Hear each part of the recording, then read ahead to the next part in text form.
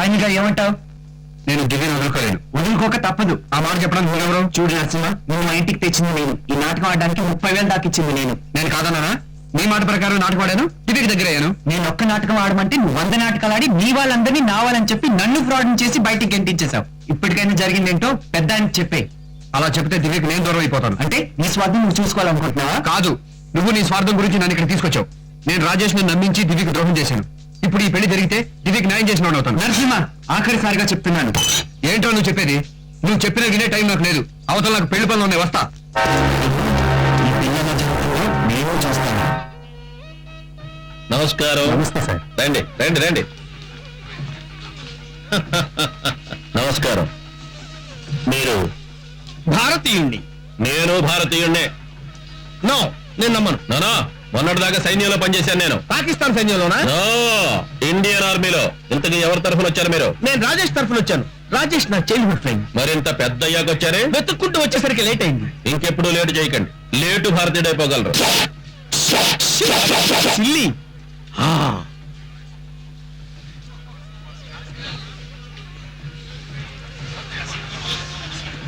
బాధపడకమా, నువ్వు మనసిచ్చిన వాడు నీకు దూరం అయ్యాడు, నా యవ్వనం దోచుకున్నవాడు నాకు దూరం అయ్యాడు.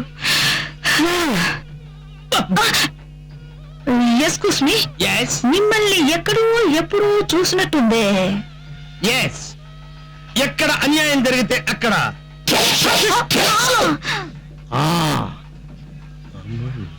ఓం లక్ష్మీనారాయణాభ్యాన్మహేశ్వరాభ్యాన్మహత్రికాలజ్ఞాన దేవతాభ్యో నమః.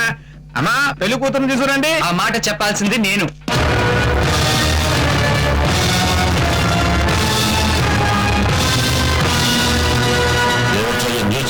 నా కూతురు పెళ్లి చెడగొట్టడానికి వచ్చావా? లేదు మామయ్య, మీ కూతురికి జరిగే అన్యాయాన్ని ఆపడానికి వచ్చాను. దివ్య, ఇతను ఎవరో గుర్తుపట్టావా? నేను దివ్య, నీతో పాటు ఇంటర్నేషనల్ స్కూల్లో 5th క్లాస్ వరకు చదివానే, గుర్తుపడ్డ రాజేష్ ని. ఓ, జీ రాజేష్, నువ్వా? మంచి టైంకి వచ్చావు. నాకు ఈ రాజేష్ కి పెళ్లి. అంటే నీతో 2 రాజేష్ చదివారా? అవును. ఇంతకీ నువ్వు ప్రేమించింది ఈ రాజేష్ ని. ఇతను ఈ రాజేషా? దివ్య వీడొక ఫ్రాడ్. నేను మొట్టమొదటిసారి మీ ఇంటికి వచ్చినప్పుడు నాకు రాంగ్ అడ్రస్ ఇచ్చి రాత్రి వచ్చి పంపి నన్ను పోలీసులు పట్టించింది వీడే. ఏంటి నువ్వు మాట్లాడేది? ఇతను మనతో పాటు చదువుకున్న ఈ రాజేష్. వీడు నన్నే కాదు, నిన్ను కూడా మోసం చేశాడు. ఆ రాజేష్ 2 ఏళ్ల క్రితమే పెళ్లి అయిపోయింది. ఏట్రా, నా బిడ్డ పెళ్లి చెడగొట్టడానికి కొత్త నాటకం మొదలెట్టారా? నాటకాలు ఆడింది వాడు మామ. ప్రతి విషయంలో నీ దగ్గర నన్ను ఇరికించి వాడు తప్పించుకున్నాడు. రాజేష్, వాడు చెప్తావు నిజమేనా? అతను ఏం చెప్పినా నమ్మొద్దు దివ్య. అతను మాయ మాటలు నమ్మి మోసపోయిన ఆడవాళ్ళలో నువ్వు 2వ దానివి. సీను, ఎందుకంత కోపం? నీకింతకు ముందు అమ్మాయితో సంబంధం లేదా? అమ్మాయితో నువ్వు కాపురం పెట్టలేదా? మాట్లాడవే. ఇంతకు ముందు ఆ అమ్మాయితో సంబంధం ఉందా? దివ్య నిజం నీకు ఎలా చెప్పాలో అర్థం కావట్లేదు. ఛీ, దుర్మార్గుడా. రాజేష్ నేను అబద్ధం చెప్పి నా జీవితం నాశనం చేస్తావా? అదిగా దివ్య, ఏం కాదురా, పుట్టిన తర్వాత ఏనాడు నా బిడ్డ కన్నీళ్లు పెట్టుకోలేదు. నా బిడ్డ చేత కన్నీళ్లు పెట్టించిన నిన్ను ప్రాణాలతో ఉండని మనం. మరి ఇంకేం, చంపేయండి. దివ్యకు దగ్గర అవలేక, దూరం అయిపోలేక, అనుక్షణం నరకం అనుభవించే కన్నా అతను చచ్చిపోవడం మంచిది. చంపేయండి భారతి. ప్లీజ్, నన్ను మాట్లాడనివ్వండి. చూడు దివ్య, అతనికి అమ్మాయితో సంబంధం ఉందని మీరందరూ అనుకునే మనిషిని నేనే. అంతేకాదు, చిన్నప్పటి నుంచి నువ్వు ప్రాణప్రదంగా ప్రేమించిన రాజేష్ ఎవరో కాదు, నా భర్త. అవును దివ్య, చూడని కదనే నాకు రాజేష్కి పెళ్ళైంది. వ్యాపారంలో నష్టం వచ్చి రాజేష్ ఆత్మహత్య చేసుకున్నాడు. భర్తకు దూరమై కడుపులో బిడ్డను పోస్తూ ఎన్నో బాధలు పడ్డాను. చివరికి అప్పులు వాళ్ళు చేసే అవమానాన్ని భరించలేక ఆత్మహత్యకు సిద్ధపడితే ఈ నరసింహ నన్ను కాపాడాడు. ప్రాణాలు తీసుకునే స్వేచ్ఛ నీకుందేమో కానీ కడుపులో ఉన్న బిడ్డను చంపే అధికారం నీకు లేదు అని నాకు నచ్చి చెప్పాడు. నాకు నా బిడ్డకు తోడుగా నిలబడ్డాడు. మమ్మల్ని పోషించడానికి రాజేష్ గా ఇంట్లో అడుగుపెట్టాడు. నువ్వు చిన్నప్పటి నుంచి ప్రాణాల కన్నా ఎక్కువగా ప్రేమిస్తున్న రాజేష్ నా భర్తను తెలిసి నరసింహ నీకు నిజం చెప్పాలనుకున్నాడు. తను రాజేష్ కాదని, అసలేం రాజేష్ చనిపోయడం తెలిస్తే నువ్వేమైపోతావునని ఊహించాడు. రాజేష్ అనేవాడు ఎలాగూ తిరిగి రావడం తెలిసి నిన్ను కాపాడుకోవడం కోసం తనే రాజేష్ గా నీ జీవితంలో ఉండిపోవాలని నిర్ణయించుకున్నాడు. ఓవైపు నిన్ను మోసం చేయలేక, మరోవైపు నిజం చెప్పలేక నరకం అనుభవించే కన్నా అతను చచ్చిపోవడం మంచిది. చంపేయండి. హలో మేజర్, నీ కళ్ళ నుంచి ఎవరో తప్పించుకోలేరన్నావుగా, నేనెవరో గుర్తున్నానా? Airport diamonds. నువ్వా? మేజర్, నేను నేను ఎటువంటి ఇబ్బంది పెట్టను, అలాగే నువ్వు కూడా నన్ను ఇబ్బంది పెట్టొద్దు. నువ్వు 10 కోట్ల రూపాయలు విలువ చేసే నా డైమండ్స్ కస్టమ్స్ వాళ్ళకి పట్టించావు. ఇప్పుడు నీ ప్రాణాల్ని పణంగా పెట్టి నా డైమండ్స్ నేను సంపాదించుకుంటాను. ఎక్కడా ఏ గొడవ జరగకుండా ఉండాలంటే నువ్వు నాతో పాటు రావాలి. Come on move.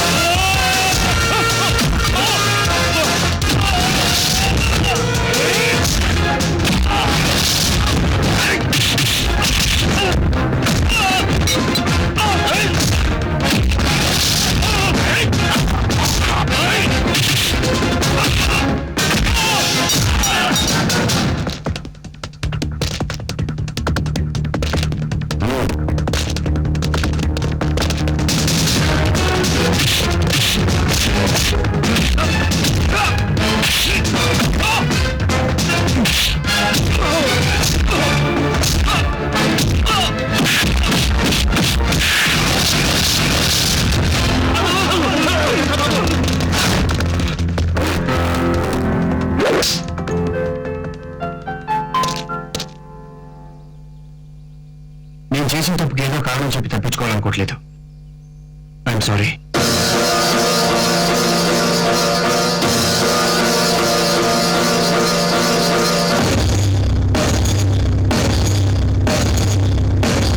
రాజేష్, నీ పేరేంటో నాకు తెలీదు, అయినా నేను నిన్ను రాజేష్ అని పిలిచాను.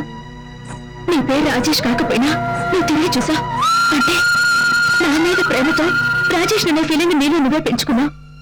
ఆ ఫీలింగ్ నే ప్రేమ అంటారు. ఇంత జరిగా కూడా నువ్వు నాకు నచ్చలేదని చెప్తే నాకు నేనే నచ్చలేదని అర్థం. తెలుసో తెలియకో ఎందుకో ఏమిటో నా మనసంతా నువ్వే ఉన్నావు. అందుకే I love you. మన పెళ్లి జరగాలంటే మనతో పాటు సీను పెళ్లి కూడా జరగాలి. అవును మావయ్య, నేను ఈ ఇంటికి రావడానికి, దివ్య నేను కలవడానికి కారణం సీను. ఇప్పుడు నేను ఈ పెళ్లి చేసుకుంటే సీనుకు అన్యాయం చేసిన అవుతాను. అలా చేయడం ధర్మం కాదు. నేను ఈ పెళ్లి చేసుకోవాలంటే ఇదే పందిట్లో సీను పెళ్లి కూడా జరగాల్సిందే. అలాగే అల్లుడు, నువ్వు చెప్పిన మాట ఎప్పుడైనా కాదన్నా. వీడే నా చిన్నలుడు. చాలా థ్యాంక్స్ అన్నయ్య. మీ ఇద్దరిని విడుదలని నేను చేస్తే మా ఇద్దరిని నువ్వు కలిపాను. అయ్యో అయ్యో అయ్యో, అందరికీ న్యాయం జరిగింది, నాకు మాత్రం అన్యాయం జరిగిపోయింది. ఈ భారతీయుడు ఎవరికి అన్యాయం చేయడు. రాజా రాణి, రాజా రాణి, మనం తొందరగా పెళ్లి చేసుకుంటే వాడు ఫస్ట్ నైట్కి వెళ్తారు, మనం సెకండ్ నైట్కి వెళ్ళచ్చు.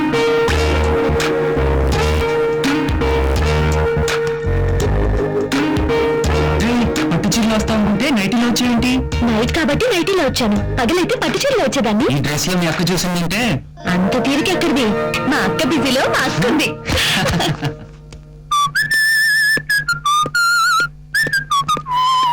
ఏంటిది? కాన్వెంట్ నుంచి డైరెక్ట్ గా శోభనానికి వచ్చినట్టు ఈ డ్రెస్ ఏంటి? స్వీట్స్ తిన్న ఆ స్వీట్ రోజులు గుర్తు చేసుకుందామని. ఇప్పుడు టైం ఎంత అయిందో తెలుసా? టైమా? Time please.